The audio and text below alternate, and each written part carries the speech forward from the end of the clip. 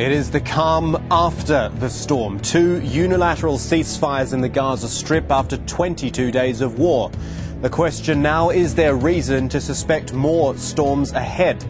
Palestinian factions warn of more rockets if Israel doesn't pull out, but will Israel yield to that warning? This is Inside Story.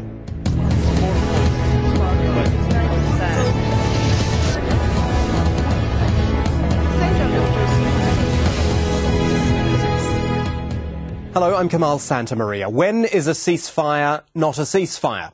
Or perhaps when both sides are still threatening the other, there's no true resolution in sight, and a deadline for one side to leave is less than a week away. Yet that is how a ceasefire works in the Gaza Strip right now. Hamas and Israel have both declared them, both with conditions attached. We'll start with Israel. It began moving its troops on Sunday after declaring a unilateral ceasefire, saying the military had achieved its goals in Gaza. Then Hamas followed suit by announcing their fighters would hold fire for a week to give Israel time to withdraw from the territory.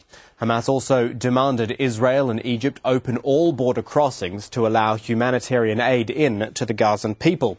But since both groups stopped fighting, Israeli forces have reportedly killed several Palestinians, and the rockets have been fired once again from Gaza into Israel. But in declaring an end to military activity, the Israeli Prime Minister Ehud Olmert said Israel wanted to leave Gaza as soon as possible. If the ceasefire remains stable, especially in light of the statements we heard today, Israel has no intention of remaining in the Gaza Strip. We are interested in leaving the Gaza Strip with highest possible speed, as soon as a stable ceasefire is ensured and there is no danger to the security of southern Israel.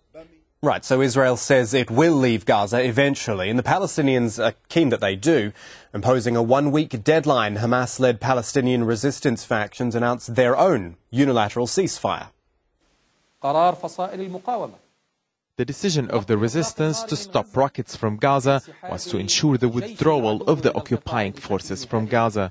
This decision showed that the resistance is responsible and wise and acts in the interest of our people, to make sure of the immediate withdrawal of the enemy from every inch of Gaza, opening the borders and ending the siege. Let's bring in our guests at this point. In Beirut is Alastair Crooke, a former British intelligence officer and former EU advisor on Palestinian issues. In Tel Aviv, Dan Schueftan, director of the National Security Studies Centre at Haifa University.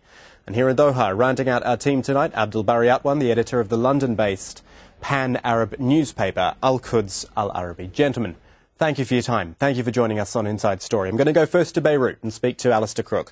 By dictionary definition, and I'm getting technical here, this is a ceasefire. By dictionary definition, it is. However, in some sense, it seems a little bit disingenuous because neither side seemed to do it for the benefit of their own people. It was all for personal gain for each side.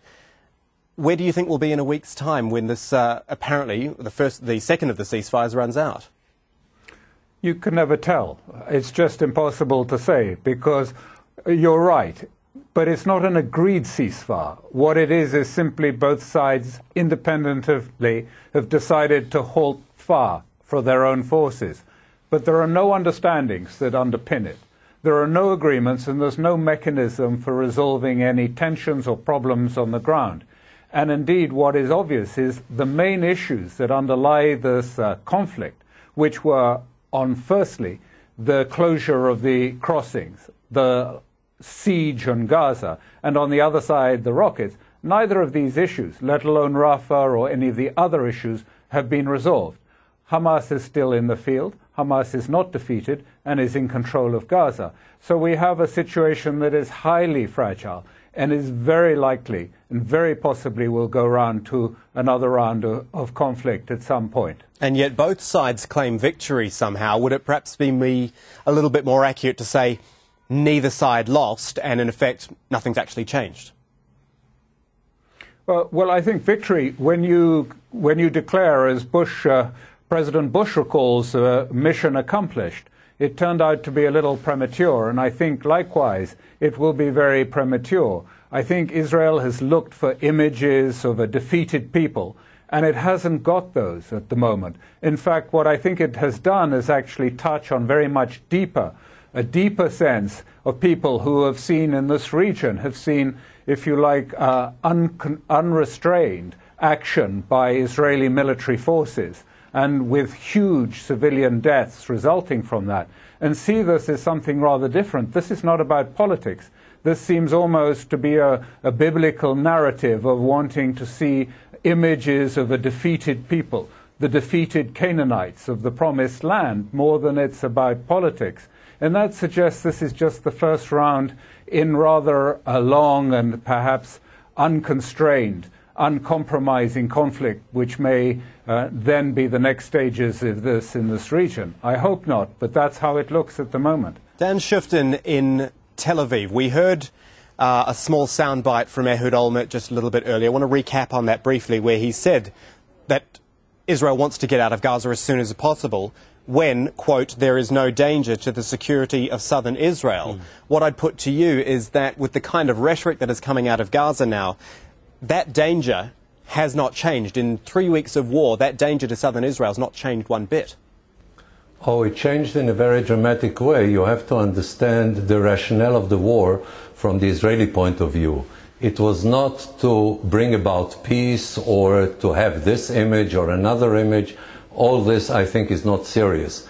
The Israeli rationale is that you have to impose on the terrorists in the Gaza Strip the understanding that they must change in a very dramatic way their cost-benefit equation, because the costs are enormously greater than they anticipated. We had exactly such a thing with the Hezbollah in the north. In spite of the fact that the war with Hezbollah was not successful, we nevertheless imposed on them to stop their rockets. And even when you had the war in Gaza, Hezbollah did nothing. And the only reason they did nothing, the only reason was that they were frightened that Israel would do to them again 10 times more than it did to them in the Second Lebanon War. So the only name of the game here is deterrence. It has nothing whatsoever to do with images. It has nothing whatsoever to do with pictures of victory. This is the only yardstick that you should judge it by.